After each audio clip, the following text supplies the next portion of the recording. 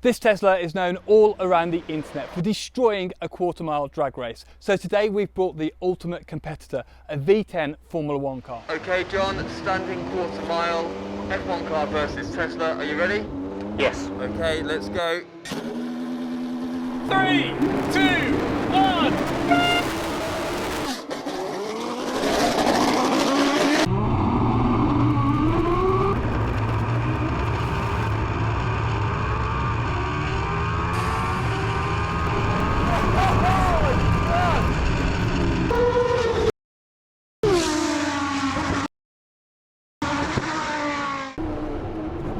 How was that? I've never been so scared and excited and terrified all at once. I didn't see you until just at the last minute, and then you went through so rapid, it was unreal. So that Tesla is so quick off the line, the traction is unbelievable. I was sat there just wheel spinning, waiting to get going. You absolutely went and left me.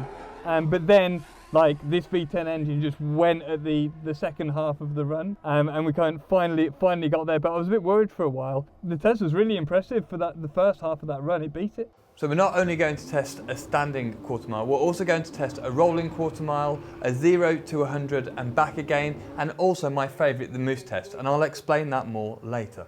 This Tesla Model S P100D has 671 horsepower and 950 Newton meters of torque. It has 2 electric motors, one on the front and one on the rear. With all the bells and whistles, this model costs £130,000.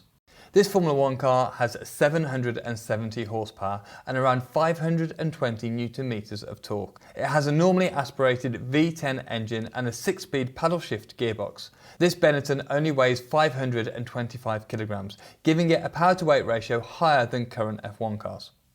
Okay, so next up, I'm going to do a torque test, right? Everyone tells us how much torque those Teslas have got.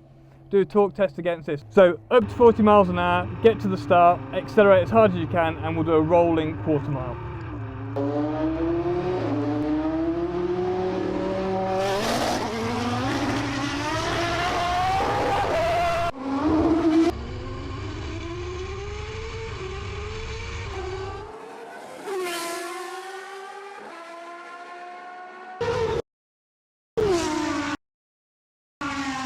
John, I think that was even more of a win than the last time, right? Way pretty rapid there. I got a better start that time, less wheel spin. What I think we should try next, and this is where I think actually the Tesla might win, is 0 to 100 miles an hour and back down again. So the traction of that thing is going to be absolutely brilliant. I know the Teslas are really good on the brakes as well, and I'm going to be traction limited as I pull away. So we'll see which one wins. 3, 2, 1.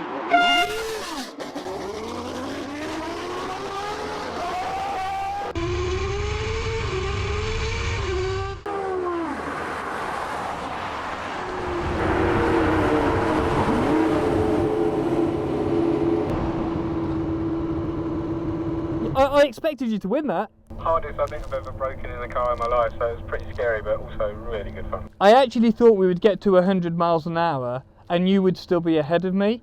But actually, that point where we switched over, where this got some traction and started to get going, was a bit earlier than I expected. So I was already coming past you, right? And then we got on the brakes, and I saw you whiz down there. So probably won that by 20 or 30 meters. I mean, we are comparing a Formula One car to a Tesla, so I mean, this is built for absolute performance. And you go to work in that every day, don't you?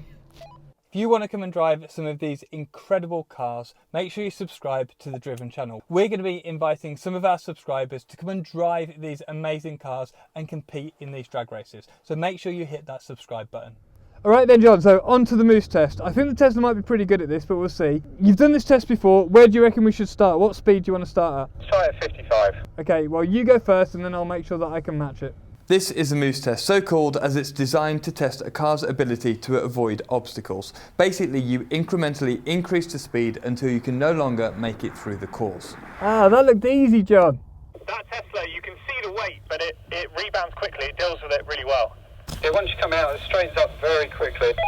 John, how much have you got left? What do you want to go to next? I'm feeling pretty confident in this F1 car, so I'm going to jump straight up to the next challenge. I think it'll probably do 65.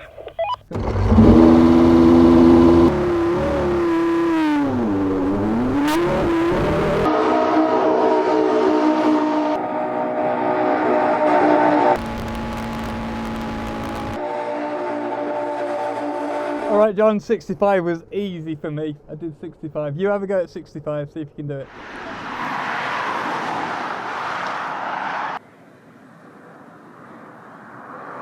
Just to take a cone. John, was that on the stability control? Did it feel like it was sliding? There's certainly a lean as you went into it, but it didn't feel like a slide. Okay, John, you got through at 65. That's really good. You can see the weight in the car, as Callum said before, but it looks like it deals with it really well. I'm going to try 75 this time.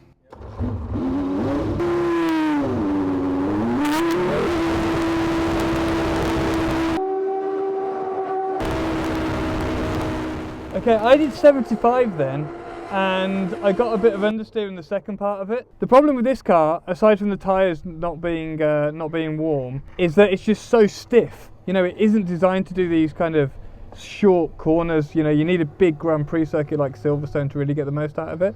So this test is actually quite difficult for a car like this. What are you going to try next, John? I guess I'm going to try it at 70 and see how that goes. He's getting confident. Look, he's flooring it from the get-go. It's on the brakes. Oh, you're on the brakes, you cheat.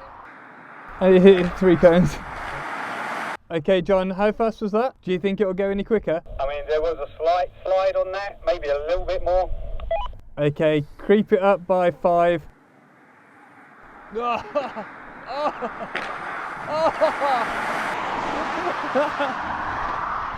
a cane massacre here. John, have you got something against those cones? Trying to help you clear them up. I'm going to try 80 miles an hour.